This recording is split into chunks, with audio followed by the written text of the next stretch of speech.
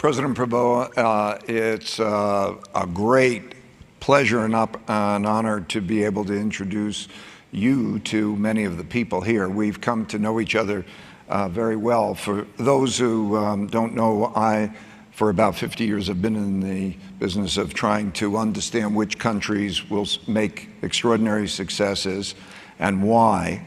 And I've watched countries of great potential combined with great leadership result in extraordinary changes. Changes, for example, Deng Xiaoping in China, Prime Minister Modi in India.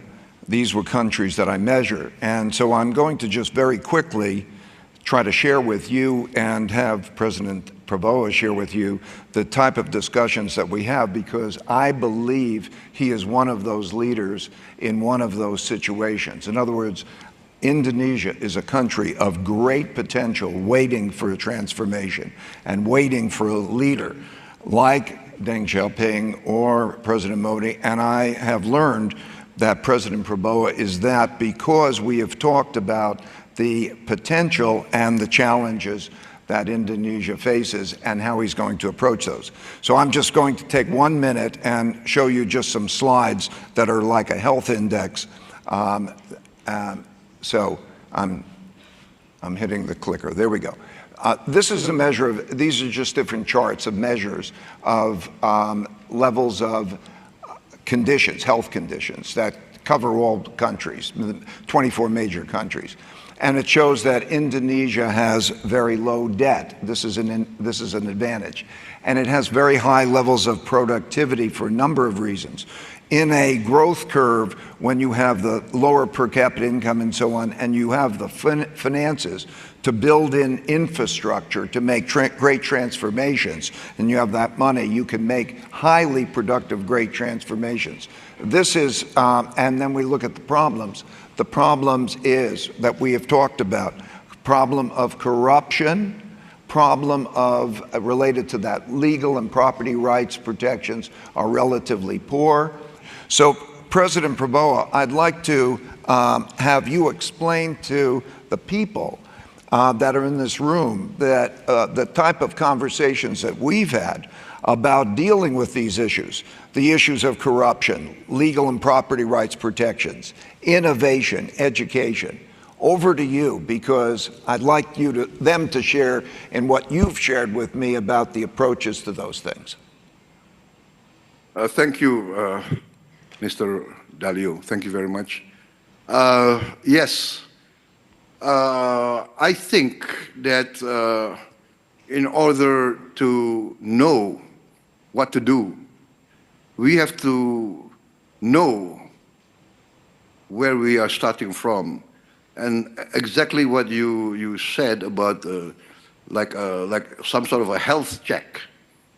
If we are honest, we must be brave enough to face our weaknesses and our shortcomings.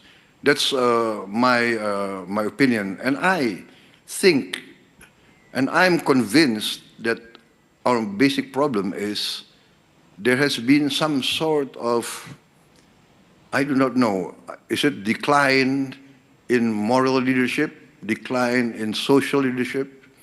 But the corruption level of my country is very alarming, to say the least.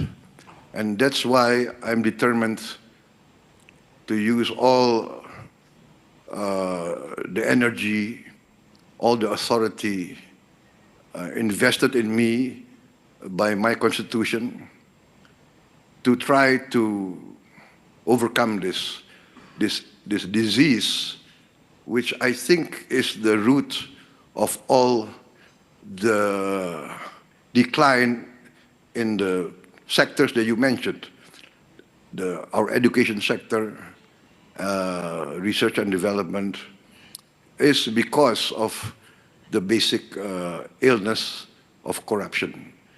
And this needs, I think, courage on the part of my government, we have to be determined to provide clean government. And now, after 100 days, I feel that the majority of my people now are supporting me. They got the message because they suffer every day from this corruption.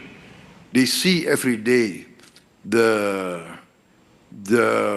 what I would say, misspending of government funds, the blatant embezzlement, the low tax paid by most of the major businesses in Indonesia. All this is felt by the people, and when they see that there is a government now that's determined to move against this, to try to alleviate, to try to mitigate, they really support. So I think I myself was surprised that I got approval rate which was made by surveys, not that I initiated.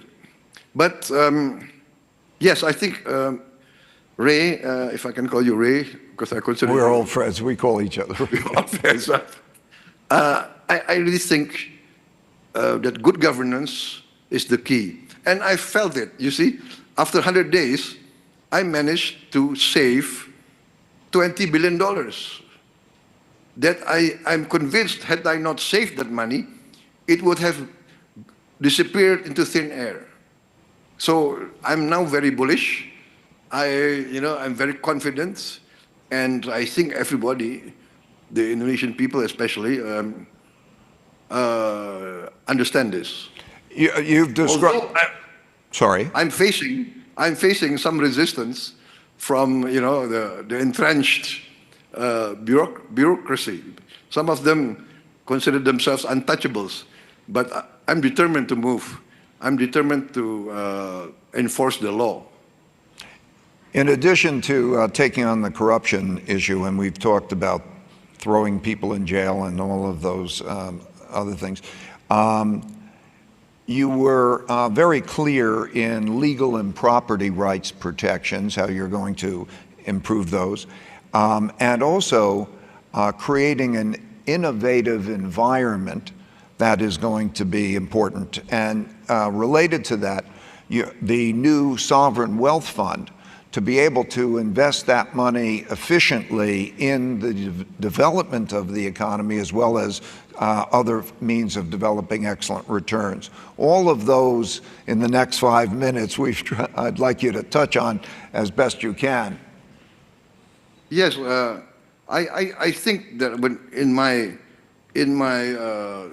journey in the social, political, economic sectors, I find that we have now many young Indonesians who have creative and innovative ideas, and they are putting into practice in most fields.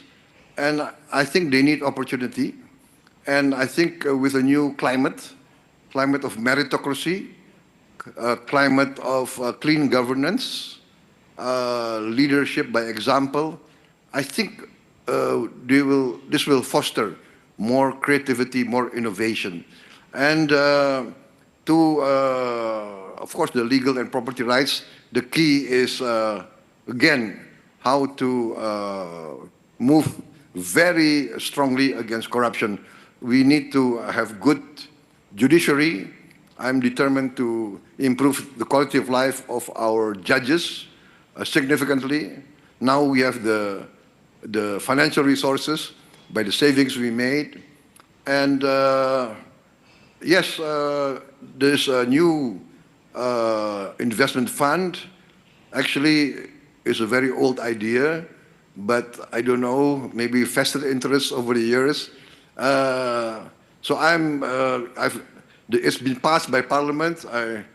We have this fund, we call it Danantara, which means actually the future energy of Indonesia. So we have now consolidated the initial evaluation. It's around north of 900 billion US, and asset under management, and the initial investment cash fund this year will be 20 billion US dollars. And I think this will be transformative.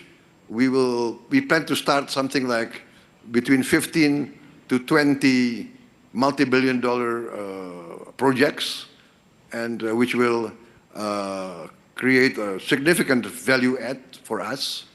So basically, I'm very confident, I'm very bullish. We will go, let us say, full speed ahead. I remember a naval hero who, when he was asked to surrender in a battle, I think it was the American Navy, US Navy against British Navy, John Paul Jones replied, I have not yet begun to fight. So I think this will be my motto. After 100 days, I have not yet begun my struggle, and I'm convinced that we will achieve significant progress. Of course, with a lot of advice from everywhere. I'm open to advice from everywhere. I'm going to engage the best brains from everywhere. You know, we must admit our shortcomings. We need better managers. Maybe for the next 5-10 years, we have to recruit the best managers, the best brains from everywhere. Basically, I want to copy, to take the best examples from UAE, from Qatar, and from many of the very rapid developing economies, China, Vietnam, Singapore, and you know, I think we have to learn from the best practices of the world.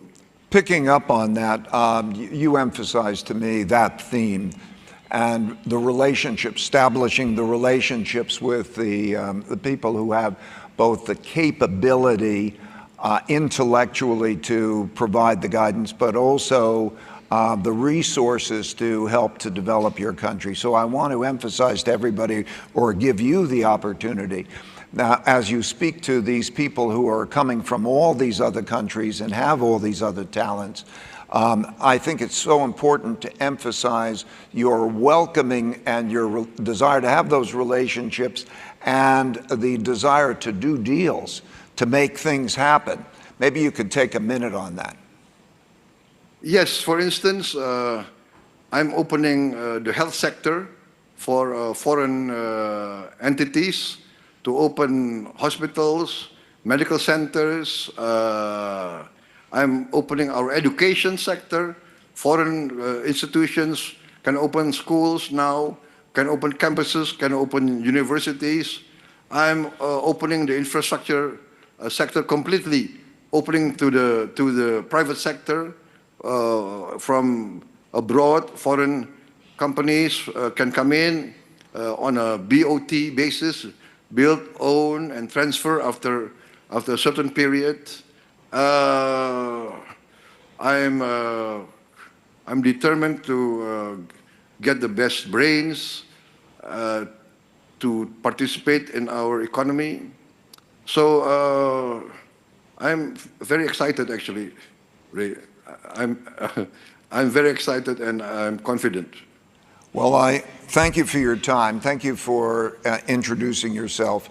And I hope many of the people here will get to know you and get to be as inspired about the potential of Indonesia and your ability to unleash it as I have been. Thank you very much, President Prabowo. Thank you, Ray. Thank you. My good friend, I always want to meet you because I like to pick your brains. I'm sorry. Thank you. Thank you.